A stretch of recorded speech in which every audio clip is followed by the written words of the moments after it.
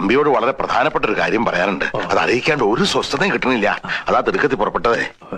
Hi, welcome to the show. Thank you. എങ്ങനെയുണ്ട്? അത് വാഴകൾക്കിടയിൽ ഐശ്വര്യാറായി. ഒരു മൂവിയിൽ ഇപ്പൊ ഒരു ലിപ് ലോക്ക് സീൻ ചെയ്യണം, അത് ഞാൻ ചെയ്യും. അതൊരു കലയാണ്, നമ്മൾ അത് ഉണ്ടാക്കണ കലാകാരൻ. പോൺ മൂവീസിനെ കുറിച്ചൊക്കെ എന്താണ് അഭിപ്രായം? പോൺ മൂവീസ് എങ്കിലും ഇവിടെ ഉള്ളത് കൊണ്ട് കുറെ നമുക്ക് ഏതായാലും നാളെ അവിടെ വരും ചെല്ലാം.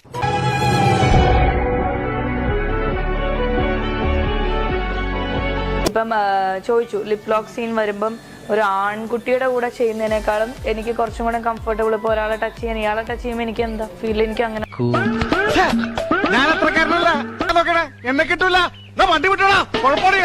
ഓരോരുത്തരുടെ നേച്ചറാണ്. അവർക്ക് എപ്പോ വേണമെങ്കിലും വികാരങ്ങളും ഇപ്പം എനിക്കാണെങ്കിലും ഇയാൾക്കാണെങ്കിലും എപ്പോ വേണമെങ്കിലും ചേഞ്ച് ആവാം. കണ്ടപ്പോഴേ തോന്നി.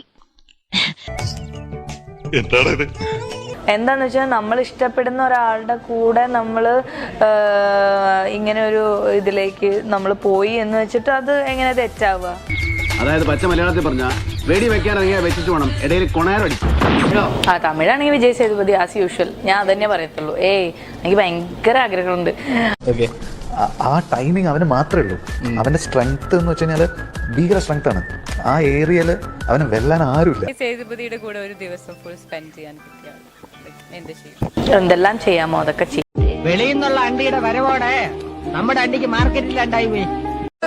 ടോവിനോടെ കൂടെ ഒരു ദിവസം മുഴുവൻ സ്പെൻഡ് ചെയ്യാൻ കിട്ടിയാൽ എന്ത് ചെയ്യും? പുള്ളിക്ക് ഇഷ്ടമുള്ള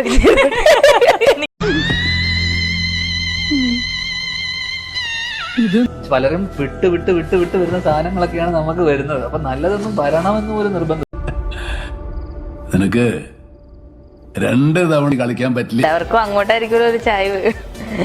പുള്ളിയുടെ സൈഡിൽ നിന്നാണെങ്കിലും നല്ല പോസിറ്റീവാണ്. ഫ്രാഡുകൾക്ക് ഈ രാജ്യത്ത് രക്ഷയുള്ളൂ. എന്നിട്ടും എന്തുകൊണ്ട് സാറ് രക്ഷപ്പെടുന്നില്ല എന്ന് ചോദിച്ചാൽ സാറിന്റെ ഫ്രാഡ് പണികൾ സന്ദർഭത്തിനൊത്തു എരുന്നില്ല എന്ന് ഞാൻ പറയും.